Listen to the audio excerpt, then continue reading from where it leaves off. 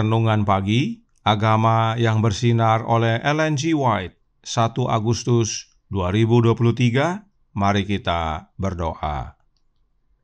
Bapa kami yang di sorga, Allah pencipta langit dan bumi, laut dan segala isinya, Allah yang maha besar, maha kuasa, satu-satunya Allah yang benar, yang kami sembah selalu melalui anak-Mu yang tunggal, Yesus Kristus.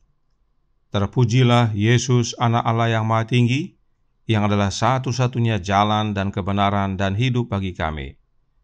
Pada pagi hari ini kami bersyukur boleh bangun dan berbakti, dan sebagaimana membaca dan mendengarkan nasihat firman-Mu, kiranya ini menjadi pembaharuan bagi kami semua. Kami menjadi umat-umat-Mu yang memiliki karakter yang serupa dengan Engkau, dan pada akhirnya kami boleh menerima keselamatan. Beserta kami sepanjang perbaktian ini, kehendak-Mu yang jadi. Ampun kami akan dosa dan salah, karena kami berdoa hanya dalam nama anak Allah yang tunggal, Yesus Kristus, yang adalah Tuhan dan Juru Selamat kami. Amin. Renungan hari ini akan dibacakan oleh Saudara Hasudungan Sidabutar. Kepada Saudara Sudung, kami persilahkan. Selamat pagi. Bacaan renungan pagi kita hari ini, tanggal 1 Agustus tahun 2023, berjudul Kesenangan Allah dalam Keikhlasan. Ayat inti terdapat di dalam 1 Tawarikh 29 ayat 17. Demikian firman Tuhan, Aku tahu ya Allahku, bahwa Engkau adalah penguji hati dan berkenan kepada keikhlasan. Maka aku pun mempersembahkan semuanya itu dengan sukarela dan tulus ikhlas. Dan sekarang, umat-Mu yang hadir di sini telah kulihat memberikan persembahan sukarela kepadamu dengan sukacita. Kristus senang dengan para pengikutnya ketika mereka menunjukkan bahwa meskipun manusia, mereka mengambil bagian dalam kodrat ilahi. The Desire of Ages, halaman 153. Bukan dari kekayaan mereka, pendidikan mereka, atau kedudukan mereka, Allah menilai manusia. Dia menilai mereka berdasarkan kemurnian motif dan keindahan karakter mereka. The Ministry of Healing, halaman 477. Kesempurnaan moral dituntut dari semua orang. Jangan sekali-sekali kita merendahkan standar kesalehan untuk mengakomodasi kecenderungan yang diwariskan atau yang ditanamkan pada perbuatan salah. Kita perlu memahami bahwa ketidaksempurnaan tabiat adalah dosa. Semua ciri tabiat yang benar tinggal di dalam Allah sebagai satu kesatuan yang sempurna dan harmonis. Dan setiap orang yang menerima Kristus sebagai juru selamat pribadi diberi hak istimewa untuk memiliki ciri-ciri ini. Christ Object Lessons, halaman 330. Bercita-citalah demi kemuliaan Guru untuk memupuk setiap kasih karunia karakter. Dalam setiap tahap pembentukan tabiat Anda harus menyenangkan Allah. Ini dapat Anda lakukan, karena Henokh menyenangkan Dia, meskipun hidup di zaman yang merosot. Dan ada Henokh di zaman kita ini. Christ Object Lessons, halaman 332. Demikian bacaan renungan pagi kita hari ini. Terima kasih, Tuhan Yesus memberkati. Terima kasih atas penata layanan Saudara Sudung. Tuhan Yesus memberkati. Selamat pagi saudaraku dalam Tuhan. Perhatikan cara roh nubuat menjelaskan dirinya sendiri berikut ini. Kita baca pertama dari The Desire of Ages halaman 152 paragraf 4 yang berkata, kuasa sosial yang dikuduskan oleh kasih karunia Kristus harus ditingkatkan dalam memenangkan jiwa kepada Juru Selamat. Kutipan ini terdapat dalam buku The Desire of Ages yang dicetak tahun 1898. Nah, kalimat yang serupa ditulis kembali dan dicantumkan dalam buku The Ministry of Healing yang dicetak tahun 1905. Namun ada perbedaan kecil tetapi vital.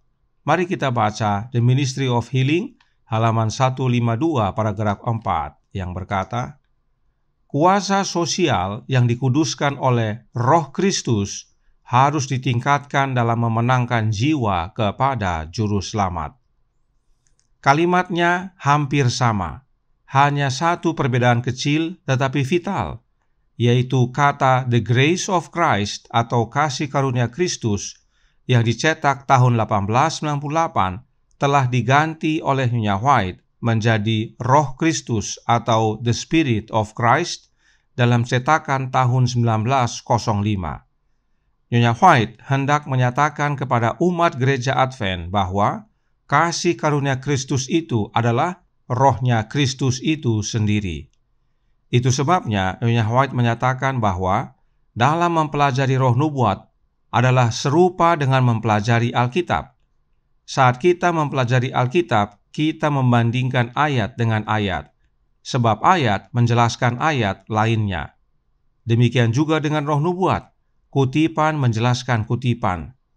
Inilah metode belajar roh nubuat yang Nyonya White sampaikan.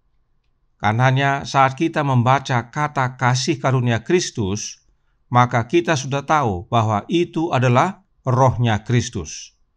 Mengapa hal ini penting sekali kita pahami? Perhatikan yang berikut ini dalam The Desire of Ages halaman 312 paragraf 2 yang berkata, oleh hidup yang kita jalani, melalui kasih karunia Kristus, karakter itu terbentuk.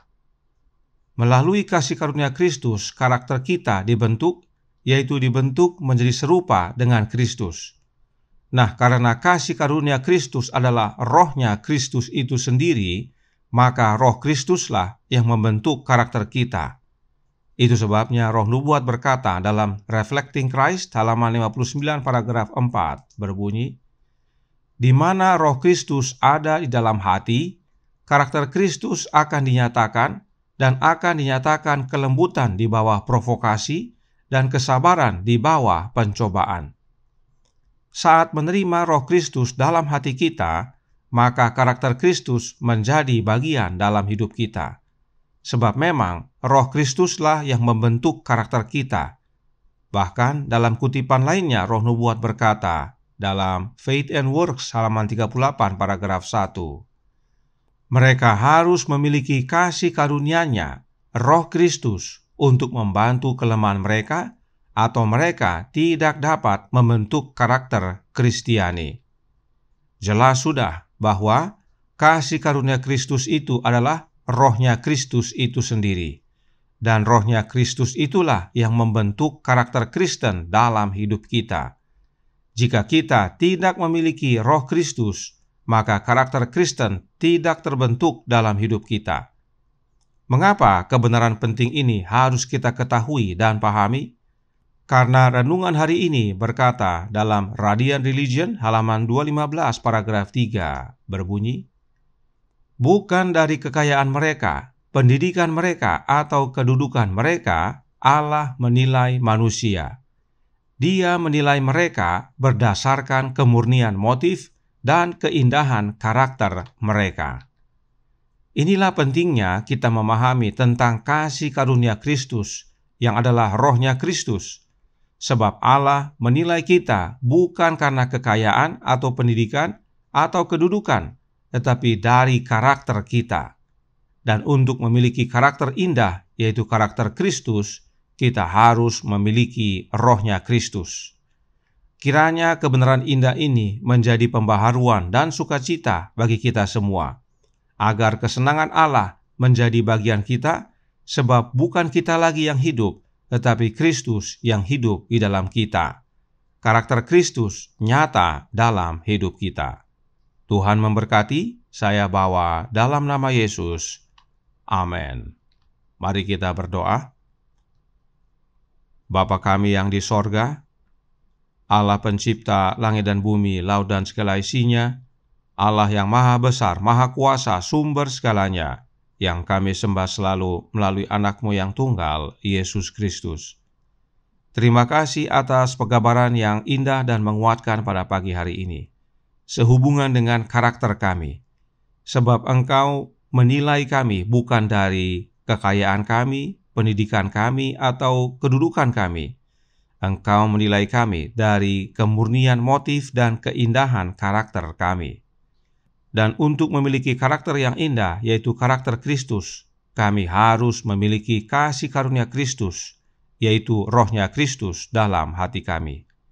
Karenanya tolong kami ya Bapa, curahkan roh anak-Mu dalam hati ini, tinggallah dalam kami ya Yesus, dan ubahkan kami, agar hari demi hari kami bertumbuh semakin serupa dengan Engkau, hingga pada akhirnya Engkau datang kedua kali, kami semua layak untuk mewarisi kerajaan sorga.